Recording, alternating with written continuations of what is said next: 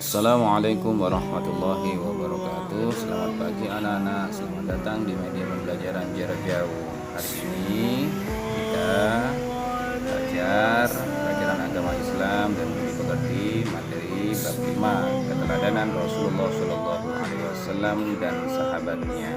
Sebelum pelajaran dimulai, marilah kita terlebih dahulu berdoa bersama-sama agar supaya pembelajaran ini lancar.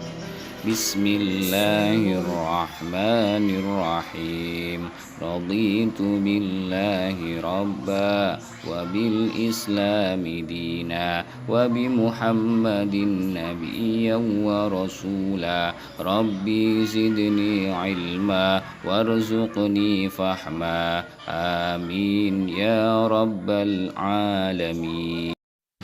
Pelajaran 5. Keteladanan Rasulullah Shallallahu Alaihi Wasallam dan sahabatnya.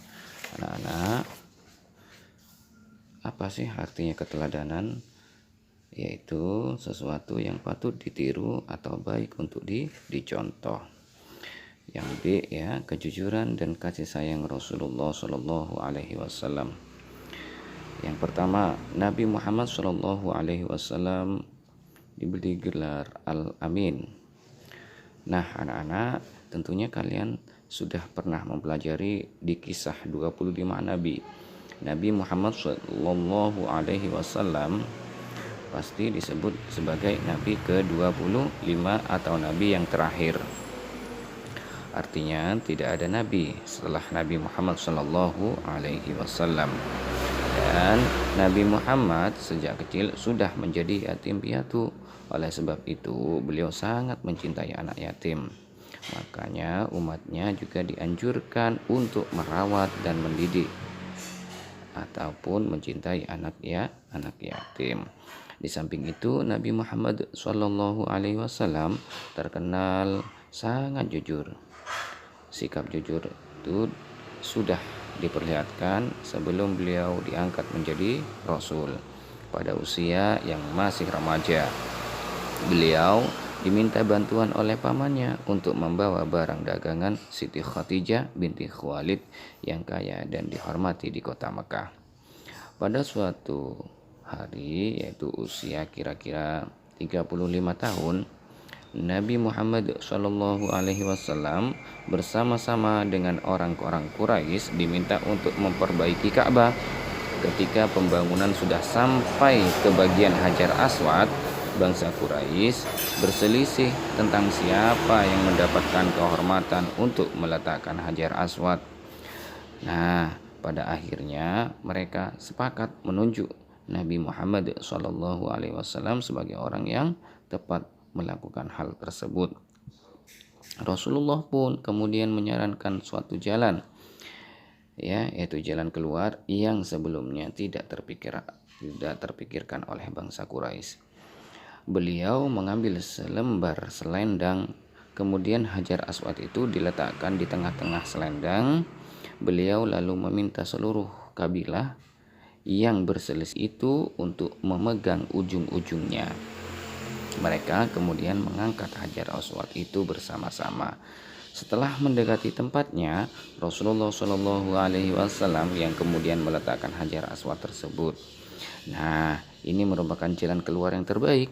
Seluruh kabilah setuju dan meridhai jalan keluar ini. Mereka pun tidak saling menumpahkan darah. Nah, anak-anak, dengan kebijaksanaan Rasulullah seperti inilah, maka Rasulullah itu diberi gelar Al-Amin.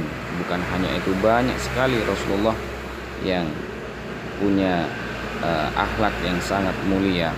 Artinya Al-Amin itu artinya adalah orang yang dapat dipercaya.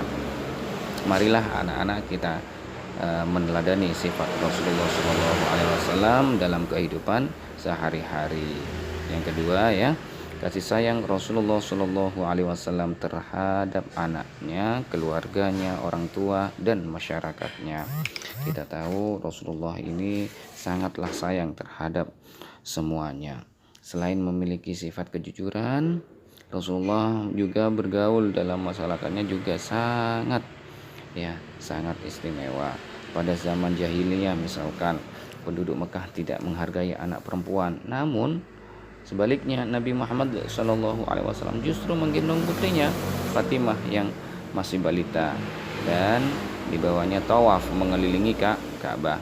Begitu pula setelah Fatimah dewasa dan dikaruniai anak, ya, Rasulullah juga menyayangi cucunya yaitu Hasan dan Husain. Kemudian Rasulullah sangat peduli terhadap lingkungan. Kepedulian Rasulullah bukan hanya pada ibadah seperti salat, tapi beliau pun peduli terhadap lingkungan hidup.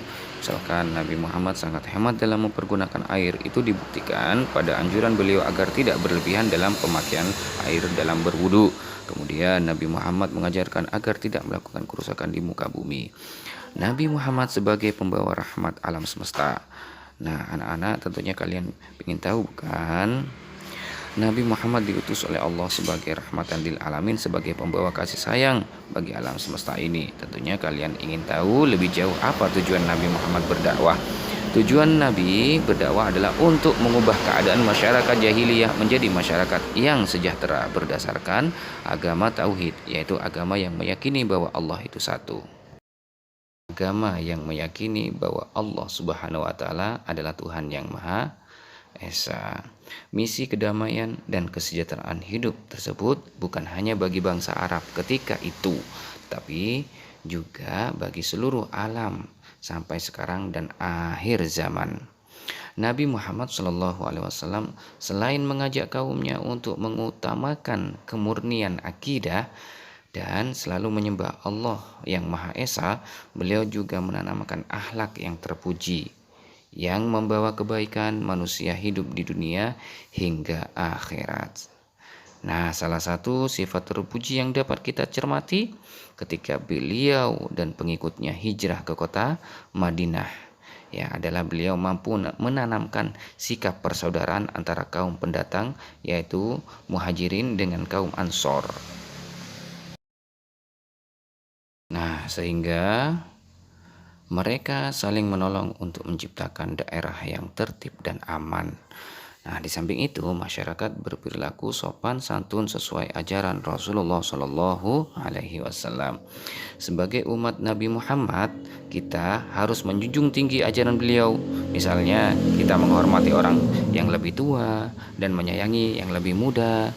Kita berperilaku sopan dan bertutur kata santun terhadap orang tua, guru, dan masyarakat.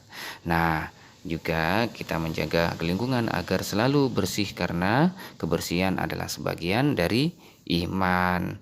Oleh sebab itu, kita tidak membuang sampah di mana? Di kali atau selokan, karena selokan yang penuh sampah akan dangkal nantinya. Saluran air tidak lancar sehingga di musim hujan daerah tersebut mudah terjadi banjir. Kita harus peduli terhadap lingkungan, ya, untuk kebaikan diri dan orang lain. Nah, sikap kebiasaan kita harus kita tanamkan dalam hati kita. Insya Allah aku dapat berperilaku jujur, peduli, dan bertanggung jawab terhadap diriku, keluargaku, teman-temanku, dan lingkungan hidup. Alhamdulillah, ini pembelajaran tentang keteladanan Rasulullah Shallallahu Alaihi Wasallam. Untuk pertemuan lain waktu kita akan membahas tentang kepemimpinan sahabat Rasulullah Shallallahu Alaihi Wasallam. Wabillahi taufiq wal hidayah. Wassalamualaikum warahmatullahi wabarakatuh.